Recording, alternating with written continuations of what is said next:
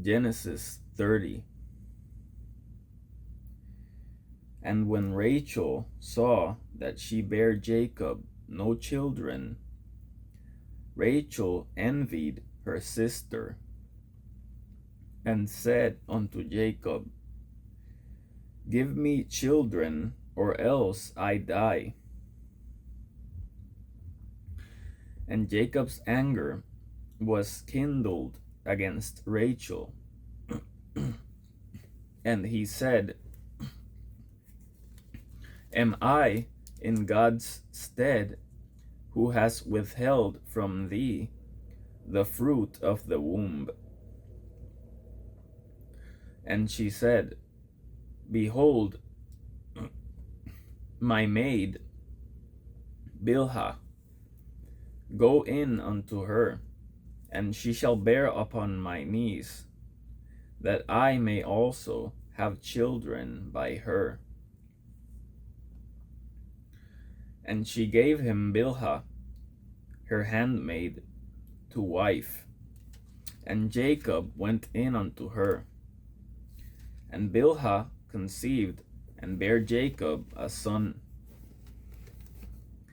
And Rachel said, God has judged me, and has also heard my voice, and has given me a son. Therefore called she his name Dan.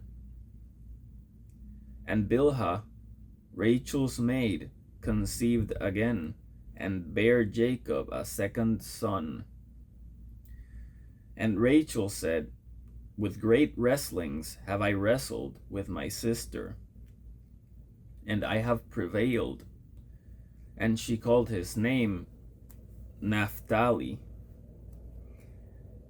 And when Leah saw that she had left bearing, she took Silpah, her maid, and gave her Jacob to wife.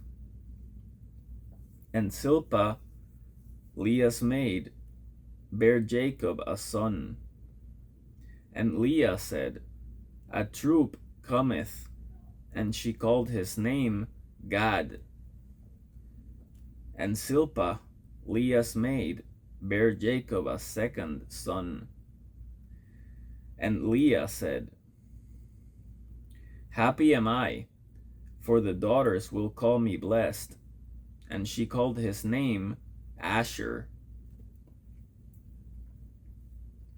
And Reuben went in the days of wheat harvest, and found mandrakes in the field, and brought them unto his mother Leah. Then Rachel said to Leah, Give me, I pray thee, of thy son's mandrakes. And she said unto her, Is it a small matter that thou hast taken my husband? And wouldest thou take away my son's mandrakes also?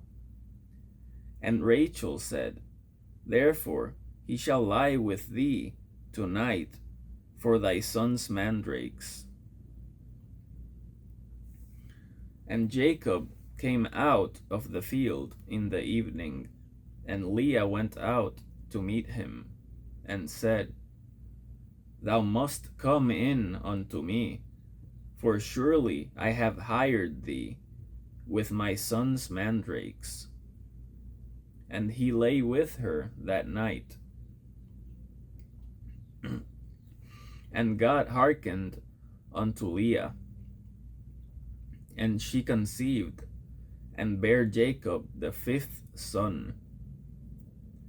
And Leah said, God has given me my hire, because I have given my maiden to my husband. And she called his name Issachar. And Leah conceived again, and bare Jacob the sixth son. And Leah said, God has endued me with a good dowry. Now will my husband dwell with me, because I have borne him 6 sons. And she called his name Zebulun. And afterwards she bare a daughter, and called her name Dinah. And God remembered Rachel, and God hearkened to her, and opened her womb. And she conceived, and bare a son, and said, God has taken away my reproach.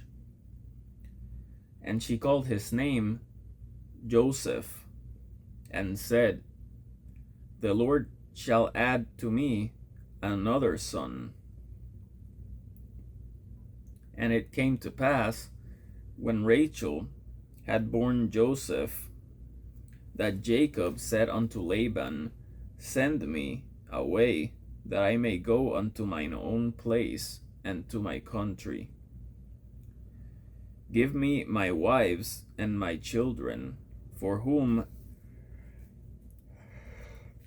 I have served thee, and let me go. For thou knowest my service which I have done thee. And Laban said unto him, I pray thee, if I have found favor in thine eyes, tarry, for I have learned by experience that the Lord has blessed me for thy sake.